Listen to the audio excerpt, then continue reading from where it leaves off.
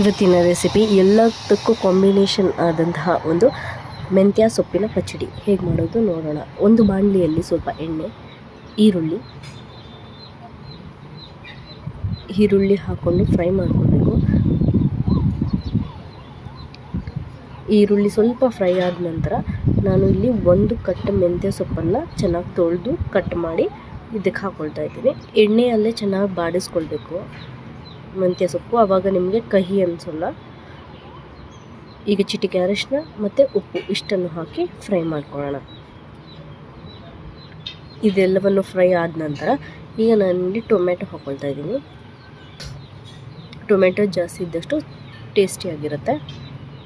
ಇಲ್ಲಿ ಮತ್ತು ಖಾರದ ಪುಡಿ, ಸಾಂಬಾರು ಪುಡಿ ಇಷ್ಟನ್ನು ಹಾಕಿ ಫ್ರೈ ಮಾಡ್ಕೊಳ್ತಾ ಇದ್ದೀನಿ. ಟೊಮೆಟೊ ಸ್ಮ್ಯಾಶ್ ಆಗೋ ಅಷ್ಟು ಬೇಯಿಸ್ಕೊಳ್ಬೇಕು ಚೆನ್ನಾಗಿ. ನಾನಿಲ್ಲಿ ಒಂದು ಚಿಕ್ಕ ಗ್ಲಾಸಷ್ಟು ನೀರನ್ನು ಹಾಕ್ಕೊಂಡು ಟೊಮೆಟೊ ಸ್ಮ್ಯಾಶ್ ಬಿಟ್ಟಿದ್ದೀನಿ. ನೋಡಿ, ಇನ್ನೂ ಟೊಮೆಟೊ ಸ್ಮ್ಯಾಶ್ ಆಗಿಲ್ಲ ನನಗೆ. ಸೊ ಹಾಗಾಗಿ ನಾನು ಇನ್ನೊಂದು ಸ್ವಲ್ಪ ನೀರು ಹಾಕ್ಕೊಂಡು ಇನ್ನೊಂದು ಸ್ವಲ್ಪ ಹೊತ್ತು ಬೇಯಕ್ಕೆ ಬಿಡ್ತಾ ಇದ್ದೀನಿ. ಸೊ ಬಿಸಿ ಬಿಸಿಯಾದ ಮೆಂತ್ಯ ಸೊಪ್ಪಿನ ಪಚ್ಚಡಿ ರೆಡಿ.